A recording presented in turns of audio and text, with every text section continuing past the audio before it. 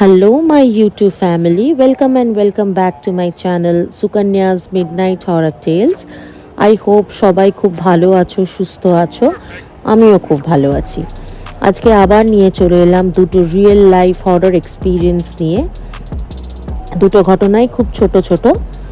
তো ঘটনাটা শুরু করার আগে আমি একটা ডিসক্লেমার তো অবভিয়াসলি দিই।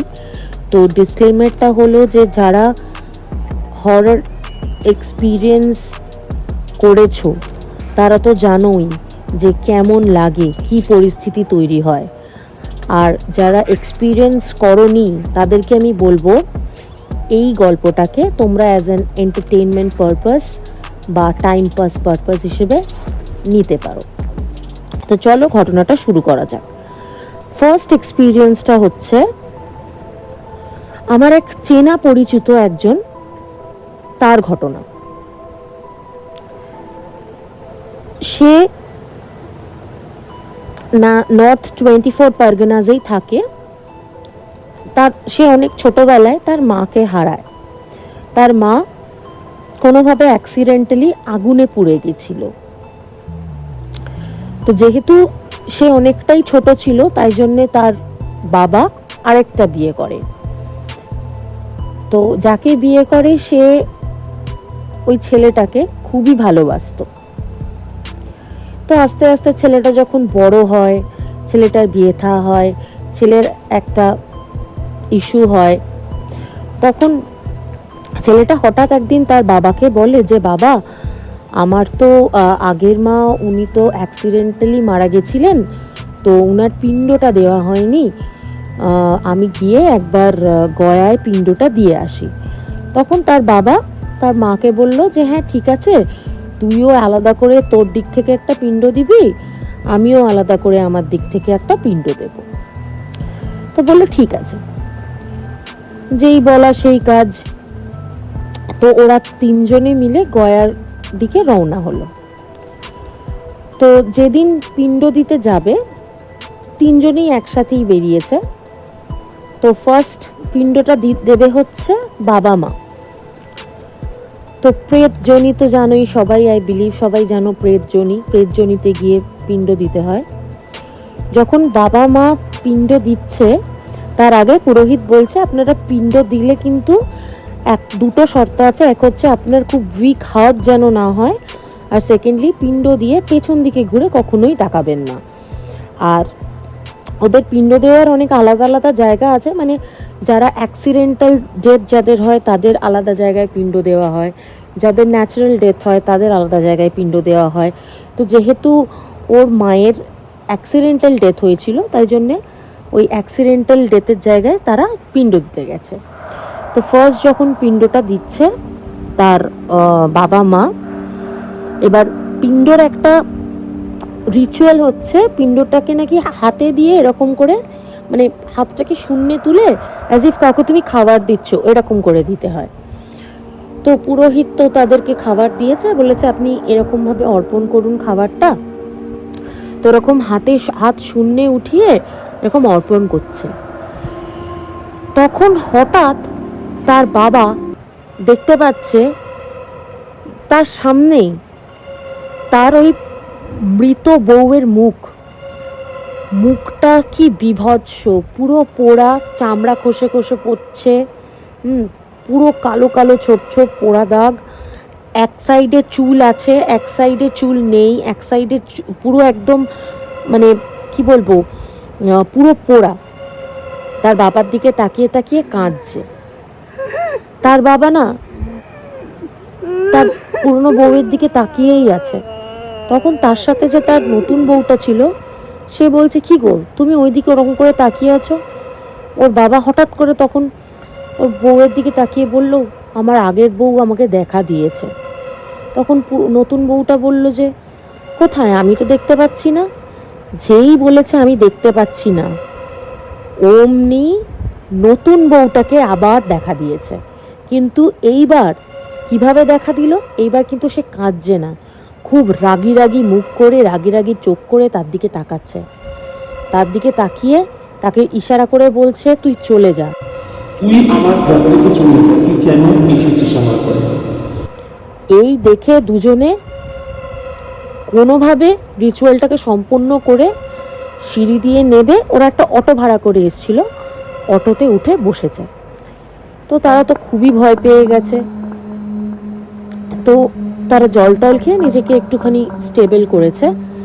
তারপরে যখন অটো করে তারা যাচ্ছে নিজের হোটেলের দিকে, হঠাৎ করে অটো ঠিক ছিল, অটো খুব মানে যে চালাচ্ছিল সেও বেশ পাকাপোক্তভাবেই চালাচ্ছিল, কম বয়সী, আশেপাশে ওরকম অত গাড়িও ছিল না, আর তখন ছিল দুপুরবেলা, অত যানজটও ছিল না। হঠাৎ করে অটোটা এমনভাবে উল্টে গেল, বাবার মাথা ফেটে গেল, মায়ের হাত ভেঙে গেল, সঙ্গে সঙ্গে তাদের হসপিটালে অ্যাডমিট করা হলো। হসপিটালে অ্যাডমিট করার পরে ছেলেকে খবর দেওয়া হলো, মানে আরেক ছেলেকে খবর দেওয়া হলো। আরেক ছেলে এসে আর যে বড় ভাই যে গেছিল একসাথে এসে তারা আবার নিজের বাড়ির দিকে রওনা হলো। সেম দিনে যখন তার ছেলে যে তাদের সাথে গেছিল সে ওই সেম জিনিসই দেখেছে, যে তার মা ওরকম পোড়া মুখ, একটা সাইড পুরো চুল নেই, ওই সাইডটা পোড়া, আরেকটা সাইড চুল, তার দিকে তাকিয়ে কাঁদছে আর এরকম ভাবে হাত বাড়াচ্ছে। সেম জিনিস দেখেছিল ওই ছেলেটাও। এই ছিল ফার্স্ট ঘটনা। তো আই বিলিভ গাইস তোমাদের এটা ভালো লেগেছে, আর তোমরা একটু একটু ভয়ও পেয়েছো। সত্যি মানে নিজের কাছের মানুষ যদি সত্যি চলে যায়, সত্যি কাছের মানুষ কেন, কোনো মানুষই যদি পৃথিবী ছেড়ে চলে যায়, এটা তো খুবই দুঃখের বিষয়।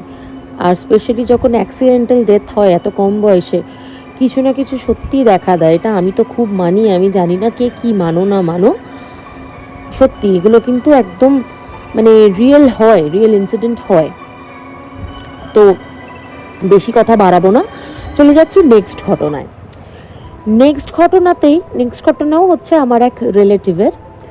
তো রিলেটিভের শ্বশুর বাড়ি ছিল নৈহাটিতে, আর বাপের বাড়ি ছিল নর্থ 24 পরগনায়। একদিন রাত্রেবেলা রিলেটিভের কাছে ফোন আসে যে তার শাশুড়ির খুব অবস্থা খারাপ, সে হসপিটালাইজড। তো তখন আমার যে রিলেটিভটা সে তার বাপের বাড়িতে ছিল। তারা তখন তোড়জোড় করে, ট্রেন তো ওরকমভাবে অনেক দেরি হয়ে যাবে, তো তারা গাড়ি করেই রওনা হলো। তো একেবারে হসপিটালে গিয়েই উঠলো। তো হসপিটালে গিয়ে ডক্টরকে জিজ্ঞেস করলো, ডক্টর বলল যে এখন ভেন্টিলেশনে রয়েছে, এখনও সেরকমভাবে কিছু বলা যাচ্ছে না, তবে কন্ডিশনটা স্টেবল নয়। তো সারা রাত ওরা হসপিটালে ছিল। ঠিক পরের দিন সকালবেলা বলা হলো যে যে মানে আমার রিলেটিভের শাশুড়ি সে এক্সপায়ার করেছে। তো যাই হোক, মানে হসপিটালে এতদিন ধরে ওনার শাশুড়ি ছিল, যদি সত্যি সত্যি মানে অ্যাকচুয়ালি সবাই ধারণা এটাই করছে যে আগের দিনই মারা গেছে, কিন্তু হসপিটাল অতিরিক্ত পেমেন্টের জন্য, এক্সট্রা টাকার জন্য এই জিনিসটা করেছে। তো ওই টাইমটা না করোনা চলছিল। তো করোনা যেহেতু চলছিল, তার করোনা হয়নি ঠিকই, কিন্তু তাও ওরকমভাবে বডি তাদেরকে দেয়নি, ঠিক আছে, যেহেতু করোনা অতিরিক্ত প্রিকশন, ওই জন্য বডি দেয়নি। তো ওরাই সব কাজকর্ম করেছে, মানে হসপিটালের লোকই কাজকর্ম করেছে, শ্রাদ্ধ শান্তি তো এরা এদের বাড়ির থেকে করেছে নর্মালি। তো সব যখন ঠিকঠাক হয়ে গেছে, সব শেষ হয়ে গেছে, তো আমার রিলেটিভটা আবার বাপের বাড়ি ফিরে এসেছে। বাপের বাড়ি ফিরে এসে তারা বাপের বাড়িতে রয়েছে, ঠিক আছে। তো আমার রিলেটিভের না 2 মেয়ে, ঠিক আছে। তো ওরা ফ্ল্যাটে থাকতো। এবার ফ্ল্যাটটা কীরকম আমি বলে দিচ্ছি। ফ্ল্যাট হচ্ছে 3 BHK। একটা রুমে থাকতো তার হাজব্যান্ড, একটা রুমে থাকতো 2 মেয়ে আর তার মা, আরেকটা রুম খালি থাকতো। আর ফ্ল্যাটটা না একটু কনজেস্টেড টাইপের। 3 BHK হলে কি হবে, একটু কনজেস্টেড, মানে রুমগুলো অত বড় বড় নয়। তো তার মেয়ে বাইরে থেকে কোথা থেকে যেন এসছিল, বাইরে থেকে এসে ফ্রেশ ট্রেশ হচ্ছে, ফ্রেশ ট্রেশ হয়ে ঘরে গেছে। তখন হঠাৎ করে তার চোখ গেছে বারান্দার দিকে, মানে বারান্দা ইন দ্য সেন্স বারান্দা আর ডাইনিং স্পেসটা দুটো একসাথেই কি বলবো কো জয়েন্ট। তো তার চোখ গেছে বারান্দার দিকে। তখন বাজে কটা, 9:30, রাত 9:30। হঠাৎ করে সে দেখলো একটা কালো ছায়া এদিক থেকে ওদিক সরে গেল। সে বিকট জোরে একটা চিৎকার করে উঠলো, মানে চিৎকার যাকে বলে। চিৎকার করে উঠলো যখন, তার মা তাকে বলছে কি হয়েছে কি হয়েছে, বলছে আমি একটা কালো ছায়াকে সরে যেতে দেখলাম। তখন তার মা বললো ওটা তোর মনের ভুল, কিছু না। মেয়েটাও ভাবলো যে হ্যাঁ হয়তো ওটা আমার মনের ভুল হবে। তারপরে মেয়েটা আর তার মা নিজের কাজে ব্যস্ত হয়ে পড়লো। এবার মেয়েটা কিছুক্ষণ পর পড়তে বসেছে। যখন পড়ছে কি মনে হলো, তার মনে হলো সে একটু জল খাবে, তো তাদের ফ্রিজটা না ডাইনিং রুমে ছিল, তো তারা ডাইনিং রুমে গেছে। যেই ডাইনিং রুমে গেছে দেখছে আবার সেম কালো ছায়াটা, কিন্তু এবার কিন্তু সে ফ্র্যাকশন অফ সেকেন্ডসের জন্য দেখেনি, সে কিন্তু 5-6 সেকেন্ডের জন্য দেখেছে। এবার যে কালো ছায়াটাকে সে দেখেছে, সে দেখছে তার আদলটা, কালো ছায়ার যে আদলটা তার ঠাম্মার মতন। সে দেখলো আবার 5-6 সেকেন্ডের মধ্যে ওই কালো ছায়াটা এদিক থেকে ওদিক চলে গেল। সে আবার চিৎকার করলো, তার মাকে বললো মা আমি ঠাম্মাকে দেখলাম। তার মা বললো তুই কি করে ঠাম্মাকে দেখলি, তোর ঠাম্মা এখনই পৃথিবীতে নেই, তুই কি করে দেখলি, তার সব কাজকর্ম শ্রাদ্ধ শান্তি সব কমপ্লিট হয়ে গেছে, কি করে তোর ঠাম্মাকে দেখতে পারিস। তোর মেয়ে মাকে তো প্রচণ্ডভাবে মানে বোঝানোর জন্য চেষ্টা করলো। তখন ওর মা বললো যে ঠিক আছে ভয় পাস না, ওগুলো তুই তো খুব ভালোবাসতিস তাই জন্যে এই জিনিসটা হয়েছে, তুই একদম চিন্তা করিস না এটা নিয়ে, দেখ ঠাম্মা যেখানেই আছে ভালো আছে সুস্থ আছে, এগুলো বাজে কথা। তো মেয়েটা কোনোভাবে স্টেবল হলো, তাও মনে কিন্তু ভয় ছিল। তো সেদিনকে তারপরে 1-2 ঘন্টার মধ্যে কিছু দেখেনি। তারপরে ওরা রাত্রেবেলা খেয়ে দিয়ে শুতে গেছে, তখন বাজে রাত 11:30। সবাই ঘুমিয়ে পড়েছে, ঠিক আছে। আমি যেভাবে বললাম সবাই, ওই মা 2 মেয়ে এক ঘরে শুয়েছে আর তার বাবা আলাদা ঘরে, আরেকটা রুম ফাঁকা। তো হঠাৎ করে আমার যে রিলেটিভ, মানে যার মা বলে যাকে আমি সম্বোধন করছি, মাঝরাতে না তার ঘুমটা ভেঙে যায়। ঘুমটা ভেঙে তার হঠাৎ করে চোখ যায়, তাদের ঘরে না একটা টেবিল ছিল, টেবিলের সামনে না জলের গ্লাস আর জলের জাগ ছিল, আর ঠিক টেবিলের ওপরে তার ঠাম্মার ছবি মালা দেওয়া ছিল, কিন্তু ঠাম্মার ছবির সামনে কিন্তু কোনো জলের গ্লাস বা কিছু ছিল না। যে মা বলছি, সে হঠাৎ করে দেখলো টেবিলের পাশে লাল পাড় সাদা শাড়ি পরা, আর চোখগুলো পুরো হোয়াইট, চুলগুলো এলোমেলো, ঠিক জলের গ্লাস আর জাগটা যেখানে ওখানটায় দাঁড়িয়ে আছে। সে তো প্রচণ্ড চিৎকার করলো জোরে, সবাই জেগে গেল। তখন 2 মেয়েও জেগে গেল, তার হাজব্যান্ডও জেগে গেছে। সে জিজ্ঞেস করছে কি হলো, এত জোরে চিৎকার করলে তুমি। এত জোরে সে চিৎকার করেছে যে সবার ঘুম ভেঙে গেছে। তার হাজব্যান্ড এসে বলছে কি গো, আমি ওই ঘর থেকে শুনতে পারলাম তোমার চিৎকার, বলে আমি এক্ষুনি মাকে দেখলাম। তার হাজব্যান্ডও সেম কথাই বলছে, সেই সেমভাবেই কথা বলছে যেইভাবে তার ওয়াইফ কথা বলেছিল তার মেয়েকে বোঝানোর সময়। তখন তার হাজব্যান্ড তো কিছুতেই বিশ্বাস করবে না। তো যাই হোক, সেই দিনটা মতন তারা অনেক কষ্ট করে ঘুমিয়েছে। পরের দিন রাত্রেবেলা কি একটা কারণে হাজব্যান্ড একটা অন্য ঘরে শুয়েছে, মানে যেই রুমটা খালি থাকতো সেই রুমে শুয়েছে, আর মা 2 মেয়ে যে ঘরে শুয়েছে সে ঘরেই মানে যে ঘরে শুতো সে ঘরেই শুয়েছে। ভালো কথা। হঠাৎ করে মা আর 2 মেয়ে একটা গোঙানির আওয়াজ শুনতে পায়। তারা ঘুম থেকে উঠে দেখে যে ঘরে তার বাবা ছিল, তার বাবা হাঁ করে আছে আর ছটপট করছে আর গোঙাচ্ছে। সঙ্গে সঙ্গে লাইট জ্বালিয়েছে, লাইট জ্বালিয়ে বাবাকে চোখে মুখে জল দিয়েছে, বাবাকে ধরে তুলেছে। তখন ওর বাবা জ্ঞানে এসে বলছে, কে যেন আমার গলা টিপে ধরেছে। তখন তার ওয়াইফ আর তার 2 মেয়ে বলল, দেখো বাবা, আমি তোমাকে বলেছিলাম না ঠাম্মা এখনো আছে, তুমি তো বিশ্বাস করোনি, দেখো। তখন তার বাবা বিশ্বাস করলো যে না, সত্যি তো নিশ্চয়ই আত্মা অতৃপ্ত হয়ে গেছে। তারপরে এক পীর বাবার কাছে তারা গেল। পীর বাবাকে পীর বাবা ঝাড়লো, ঝাড়ার পর বলল যে হ্যাঁ, একদম সন্দেহ ঠিক, মানে যখন মেয়েটা দেখেছিল তার ঠাম্মাকে, ও ঠিকই ধরেছে।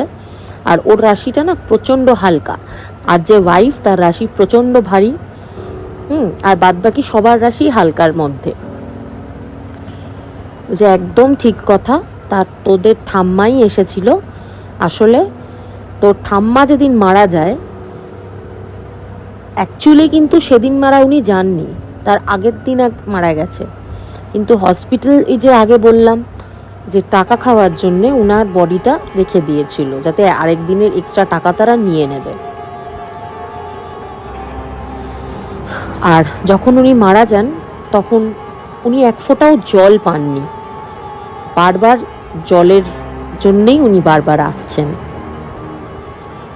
তখন কোনোভাবে ওদেরকে একটা পুজো করতে বলল, প্রক্রিয়া করে সব কিছু করে ঠোরে বলল যে এভাবে তোমরা জল দাও, তারপরে আর তোমাদের কোনো অসুবিধা হবে না। আর কিছু তাবিজ কবজও দিয়েছিল।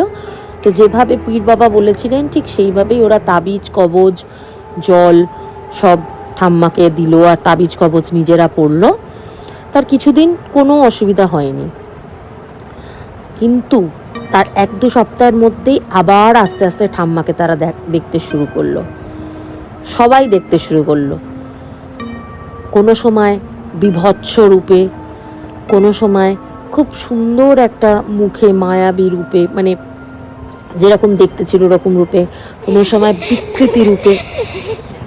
তো তারপর আবার সেই পীর বাবার সাথে কথা বলা হলো। পীর বাবা বলল যে আমি তো বলেছিলাম ঠাম্মার আত্মা শান্তি পেয়ে যাবে, কিন্তু তার আত্মা শান্তি পেয়ে গেছে, কিন্তু তোরা যে বাড়িটাতে থাকিস ওই বাড়িটাতে না একটা দোষ আছে। এবার সেটা কি দোষ সেটা কিন্তু পীর বাবা বলেনি তাদেরকে। তোরা যত তাড়াতাড়ি পারিস ওই বাড়িটাকে ছেড়ে দে। তো ওরা বলল যে হ্যাঁ দেখুন, এখনই তো সম্ভব না, কারণ একটা লামসাম অ্যামাউন্টের ব্যাপার আছে। বললো যাই হোক, তোরা যত তাড়াতাড়ি পারিস বাড়িটাকে ছেড়ে দে, তোদেরই ভালো হবে। তো যাই হোক, কোনোভাবে কিছুদিন ওই রকমভাবে থাকার পরে ওরা বাড়িটাকে ছেড়ে অন্য একটা ফ্ল্যাটে ট্রান্সফার হলো। যখনই অন্য একটা ফ্ল্যাটে ট্রান্সফার হলো তখন আর সেরকমভাবে আর কিছু ওরা ফিল করেনি। তো পরে জানা যায় যে যেই ফ্ল্যাটটাতে ওরা ছিল সেই ফ্ল্যাটটায় নাকি যারা ওখানে থাকতো সবারই এরকম কিছু না কিছু একটা প্রবলেম দেখা দিয়েছে। আর ইভেন এরকমও হয়েছে যে অনেকে যদি এই ফ্ল্যাটে যায় কোনো না কোনো কারণে একটা গাটা খুব ছমছম করত।